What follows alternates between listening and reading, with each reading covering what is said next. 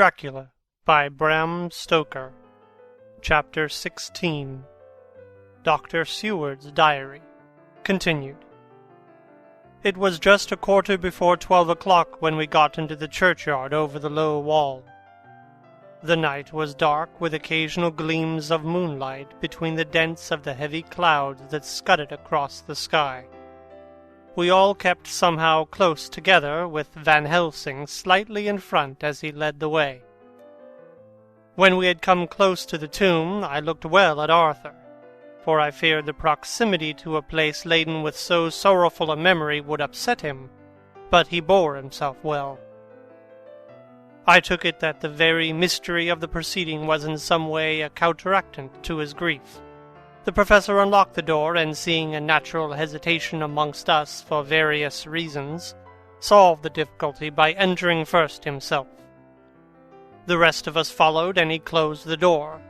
He then lit a dark lantern and pointed to a coffin. Arthur stepped forward, hesitantly. Van Helsing said to me, "You were with me here yesterday. Was the body of Miss Lucy in that coffin?" It was. The professor turned to the rest, saying, "You hear? And yet there is no one who does not believe with me." He took his screwdriver and again took off the lid of the coffin. Arthur looked on, very pale and silent. When the lid was removed, he stepped forward.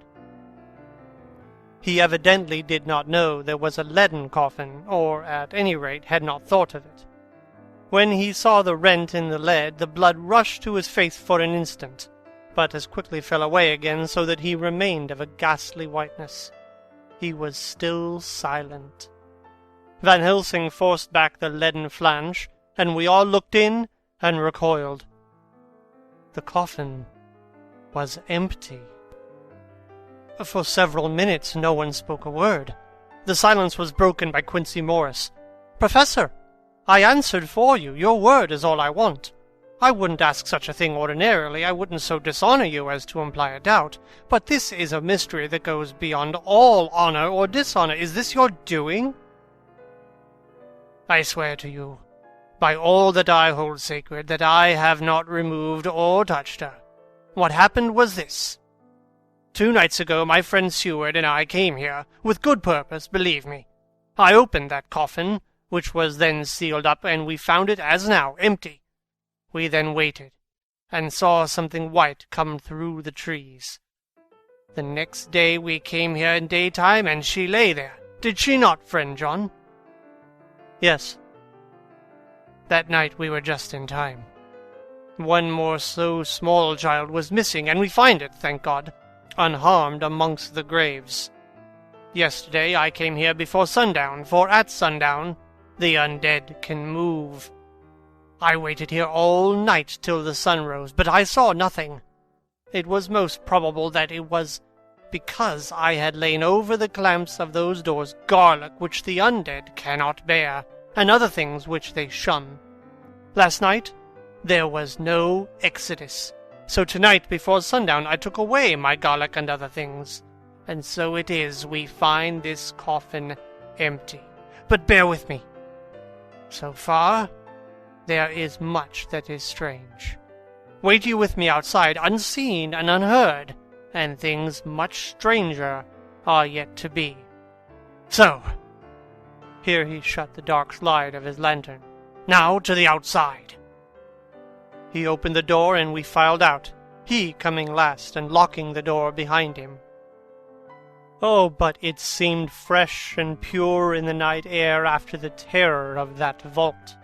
How sweet it was to see the clouds race by, and the passing gleams of the moonlight between the scudding crowds crossing and passing, like the gladness and sorrow of a man's life. How sweet it was to breathe the fresh air that had no taint of death and decay. How humanizing to see the red lighting of the sky beyond the hill, and to hear far away the muffled roar that marks the life of a great city. Each in his own way was solemn and overcome. Arthur was silent, and was, I could see, striving to grasp the purpose and inner meaning of the mystery. I was myself tolerably patient, and half inclined again to throw aside doubt and to accept Van Helsing's conclusions. Quincey Morris was phlegmatic in the way of a man who accepts all things, and accepts them in the spirit of cool bravery, with hazard of all he has at stake. Not being able to smoke, he cut himself a good-sized plug of tobacco and began to chew. As to Van Helsing, he was employed in a definite way. First, he took from his bag a mass of what looked like thin, wafer-like biscuit, which was carefully rolled up in a white napkin. Next he took out a double handful of some whitish stuff, like dough or putty. He crumbled the wafer up fine and worked it into the mass between his hands. This he then took, and rolling it into thin strips, began to lay them into the crevices between the door and its setting in the tomb. I was somewhat puzzled by this, and being close, asked him what it was that he was doing. Arthur and Quincey drew near also, as they too were curious. He answered, "I am closing the tomb so that the undead may not enter." "And is that stuff you have there going to do it?" "It is." "What is that which you are using?" This time the question came by Arthur. Van Helsing reverently lifted his hat as he answered, "The host. I brought it from Amsterdam. I have an indulgence." It was an answer that appalled the most skeptical of us, and we felt individually that in the presence of such earnest purpose as the Professor's, a purpose which could thus use the, to him, most sacred of things, it was impossible to distrust. In respectful silence we took the places assigned to us close round the tomb, but hidden from sight of anyone approaching. I pitied the others, especially Arthur. I had myself been apprenticed by my former visits to this watching horror, and yet I, who had up to an hour ago repudiated the proofs, felt my heart sink within me. Never did tombs look so ghastly white. Never did cypress or yew or juniper seem the embodiment of funeral gloom. Never did tree or grass wave or rustle so ominously. Never did bow creak so mysteriously, and never did the far-away howling of dogs send such a woeful presage through the night. There was a long spell of silence, big, aching, void, and then from the Professor a keen "Sss." He pointed, and far down the avenue of yews we saw a white figure advance, a dim white figure, which held something dark at its breast. The figure stopped, and at the moment a startling prominence, a dark-haired woman dressed in the cerements of the grave. We could not see the face, for it was bent down over what we saw to be a fair-haired child. There was a pause, and a sharp little cry, such as a child gives in sleep, or a dog as it lies before the fire in dreams. We were starting forward, but the Professor's warning hand, seen by us as he stood behind the yew tree, kept us back. And then, as we looked, the white figure moved forwards again. It was now near enough for us to see clearly, and the moonlight still held. My own heart grew cold as ice, and I could hear the gasp of Arthur as we recognized the features of Lucy Westenra. Lucy Westenra! But yet how changed! The sweetness was turned to adamantine, heartless cruelty, and the purity to voluptuous wantonness. Van Helsing stepped out, and obedient to his gesture we all advanced too. The four of us ranged in a line before the door of the tomb. Van Helsing raised his lantern and drew the slide. By the concentrated light that fell on Lucy's face, we could see that lips were crimson with fresh blood, and that the stream had trickled over her chin and stained the purity of her lawn death robe. We shuddered with horror. I could see by the tremulous light that even Van Helsing's iron nerve had failed. Arthur was next to me, and if I had not seized his arm and held him up, he would have fallen. When Lucy, I called the thing that was before us Lucy because it bore her shape. Saw us, she drew back with an angry snarl, such as a cat gives when taken unawares. Then her eyes ranged over us. Lucy's eyes in form and color, but Lucy's eyes unclean and full of hellfire instead of the pure, gentle orbs we knew. At that moment, the remnant of my love passed into hate and loathing. Had she then to be killed, I could have done it with savage delight. As she looked, her eyes blazed with unholy light, and the face became wreathed with a voluptuous smile. Oh, God, how it made me shudder to see it! With a careless motion, she flung to the ground, callous as a devil, the child that up to now she had clutched strenuously to her breast, growling over it as a dog growls over a bone. The child gave a sharp cry and lay there moaning. There was a cold-bloodedness in the act which wrung a groan from Arthur. When she advanced to him, with outstretched arms and a wanton smile, he fell back and hid his face in his hands. She still advanced, however, with a languorous, voluptuous grace, said, "Come to me, Arthur. Leave these others and come to me. My arms are hungry for you. Come, and we can rest together. Come, my husband, come." There was something diabolically sweet in her tones, something of the tinkling of glass when struck, which rang through the brains even of us who heard the words addressed to another. As for Arthur, he seemed under a spell. Moving his hands from his face, he opened wide his arms. She was leaping for them when Van Helsing sprang forward and held between them his little golden crucifix. She recoiled from it and, with a suddenly distorted face full of rage, dashed past him as if to enter the tomb. When within a foot or two of the door, however, she stopped, as if arrested by some irresistible force. Then she turned, and her face was shown in the clear burst of moonlight and by the lamp, which had now no quiver from Van Helsing's nerves. Never did I see such baffled malice on a face, and never, I trust, shall such ever be seen again by my mortal eyes. The beautiful color became livid.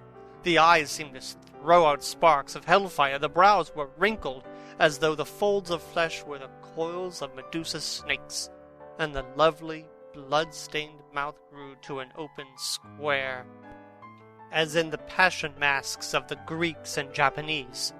If ever a face meant death, if looks could kill, we saw it at that moment. And so for full half a minute, which seemed an eternity, she remained between the lifted crucifix and the sacred closing of her means of entry. Van Helsing broke the silence by asking Arthur, "Answer me, oh my friend, am I to proceed in my work?" "Do as you will, friend, do as you will. There can be no horror like this ever any more," and he groaned in spirit. Quincy and I simultaneously moved towards him and took his arms. We could hear the click of the closing lantern as Van Helsing held it down. Coming close to the tomb, he began to remove from the chinks some of the sacred emblem which he had placed there. We all looked on with horrified amazement as we saw, when he stood back, the woman, with a corporeal body as real at that moment as our own, pass through the interstice where scarce a knife blade could have gone. We all felt a glad sense of relief when we saw the professor calmly restoring the strings of putty to the edges of the door. When this was done, he lifted the child and said, "Come now, my friends. We can do no more till tomorrow. There is a funeral at noon, so here we shall all come before long after that. The friends of the dead will all be gone by 2, and when the sexton locks the gate we shall remain. Then there is more to do, but not like this of tonight. As for this little one, he is not much harmed, and by tomorrow night he shall be well. We shall leave him where the police will find him, as on the other night, and then to home." Coming close to Arthur, he said, "My friend Arthur, you have had a sore trial, but after, when you look back, you will see how it was necessary. You are now in the bitter waters, my child. By this time tomorrow you will, please God, have passed them, and have drunk of the sweet waters. Do not mourn overmuch. Till then, I shall not ask you to give me. Arthur and Quincy came home with me, and we tried to cheer each other on the way. We had left behind the child in safety and were tired, so we all slept with more or less reality of sleep. 29. September. Night. A little before 12 o'clock we three, Arthur, Quincy Morris, and myself, called for the professor. It was odd to notice that, by common consent, we had all put on black clothes. Of course Arthur wore black, for he was in deep mourning, but the rest of us wore it by instinct.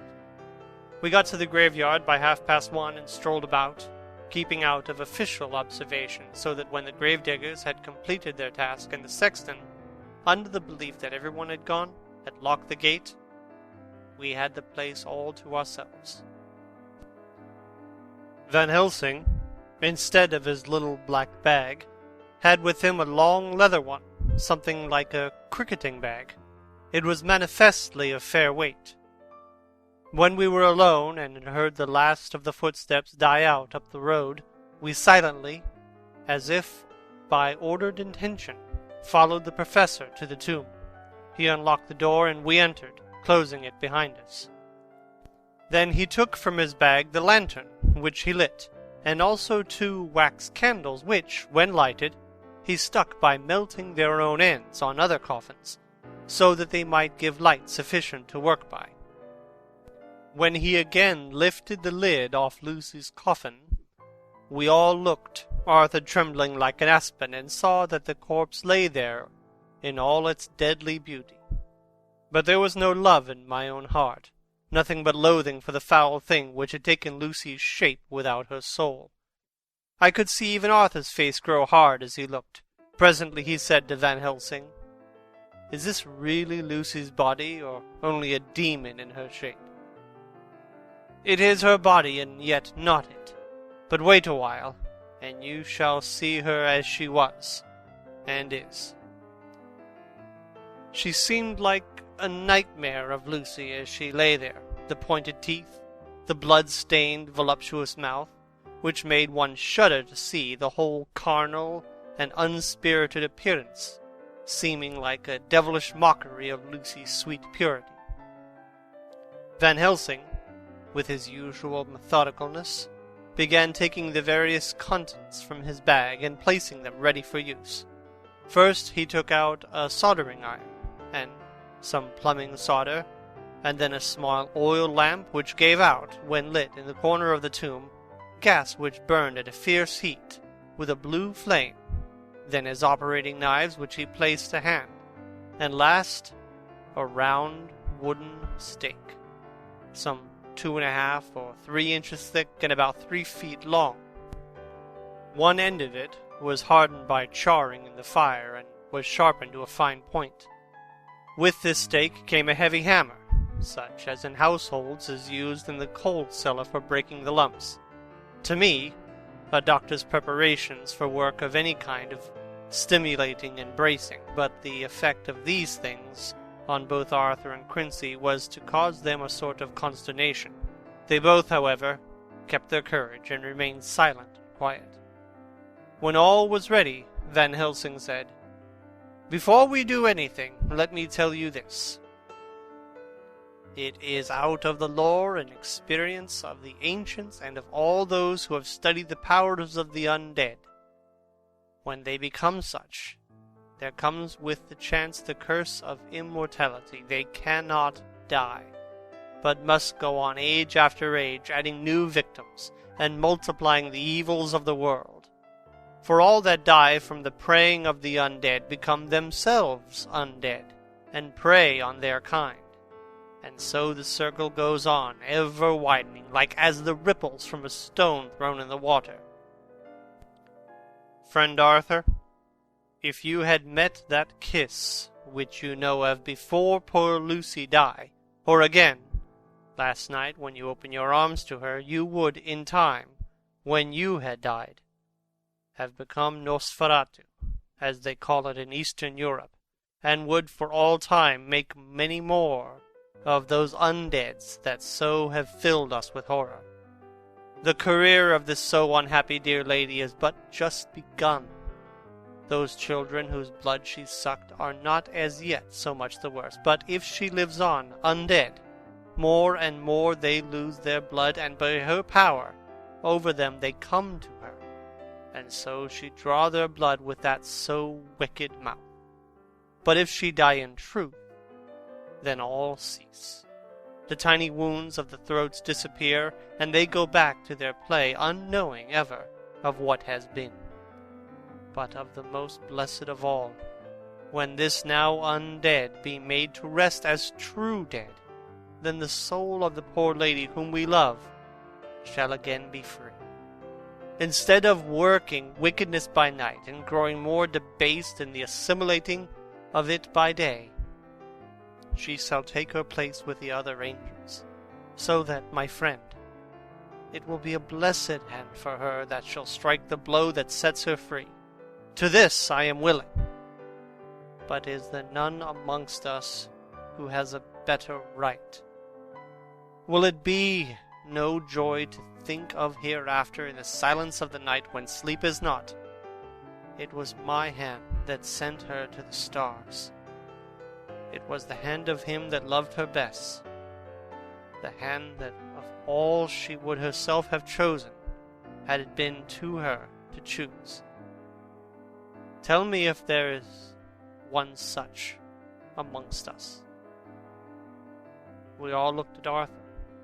He saw too what we all did, the infinite kindness which suggested that his should be the hand which would restore Lucy to us as a holy and not unholy memory. He stepped forward and said bravely, though his hand trembled and his face was pale as snow, "My true friend, from the bottom of my broken heart I thank you. Tell me what I am to do, and I shall not falter." Van Helsing laid a hand on his shoulder and said, "Brave lad, a moment's courage, and it is done. This stake must be driven through her. It will be a fearful ordeal. Be not deceived in that. But it will only be a short time, and you will then rejoice more than your pain was great. From this grim tomb you will emerge as though you tread on air, but you must not falter when once you have begun. Only think that we, your true friends, are round you, and that we pray for you all the time." "Go on," said Arthur hoarsely. "Tell me what I am to do."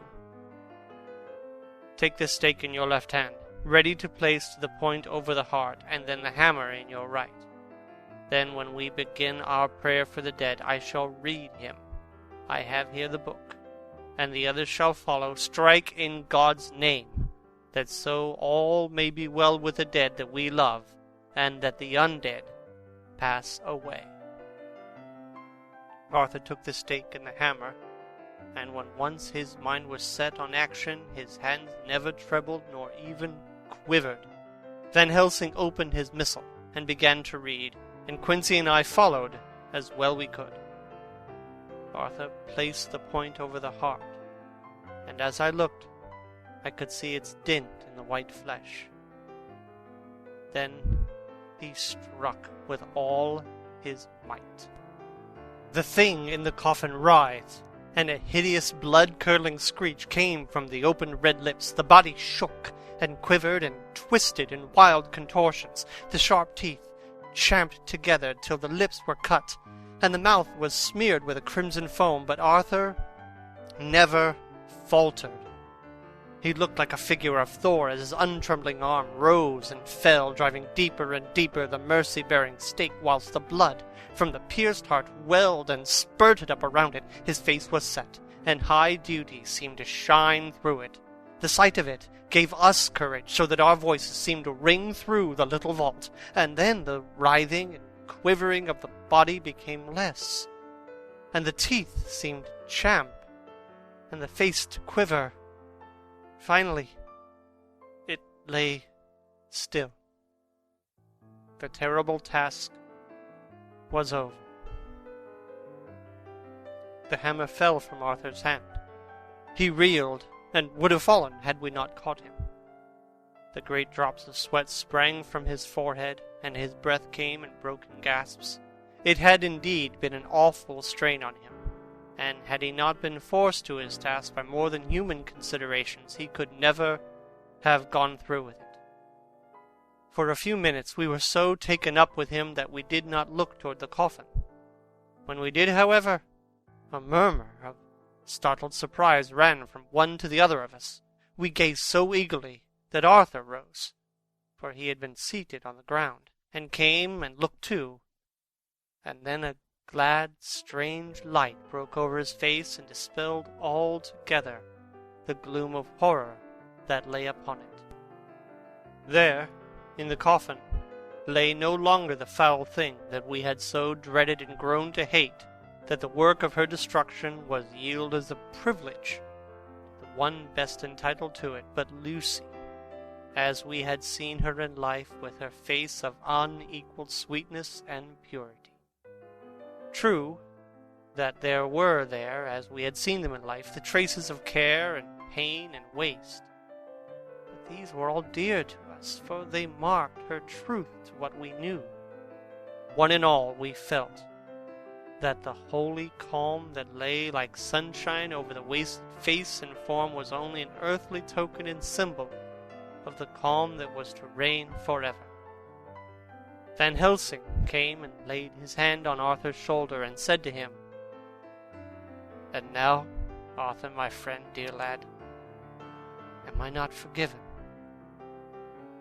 The reaction of the terrible strain came as he took the old man's hand in his, raised it to his lips, pressed it, and said, "Forgiven! God bless you, that you have given my dear one her soul again, and me peace." He put his hands on the professor's shoulders, and laying his head on his breast, cried for a while silently, whilst we stood unmoved.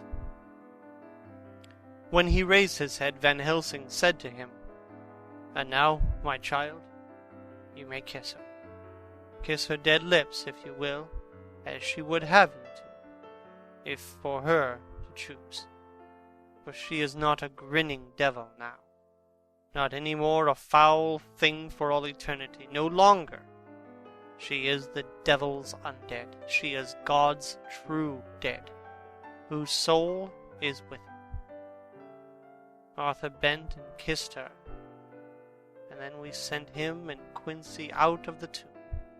The professor and I sawed the top off the stake, leaving the point of it in the body. Then we cut off the head and filled the mouth with garlic. We soldered up the leaden coffin, screwed on the coffin lid, and gathered up our belongings, came away. When the professor locked the door, he gave the key to Arthur. Outside, the air was sweet. The sun shone and the birds sang, and it seemed as if all nature were tuned to a different pitch. There was gladness and mirth and peace everywhere, for we were at rest ourselves on one account, and we were glad, though it was with a tempered joy. Before we moved away, Van Helsing said, "Now, my friends, one step of our work is done, one the most harrowing to ourselves, but there remains a greater task, to find out the author of all this our sorrow and to stamp him out. I have clues which we can follow, but it is a long task and a difficult one, and there is danger in it and pain. Shall you not all help me? We have learned to believe, all of us. Is it not so? And since so, do we not see our duty? Yes. And do we not promise to go on to the bitter end?"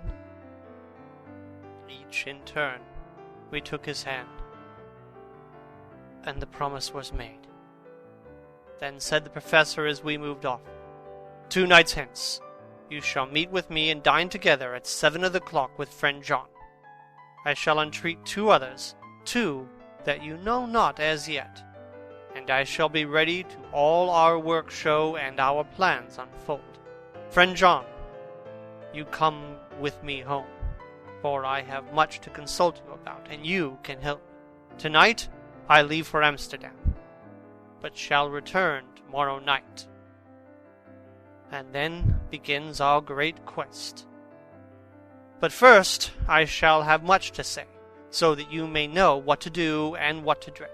Then our promise shall be made to each other and you.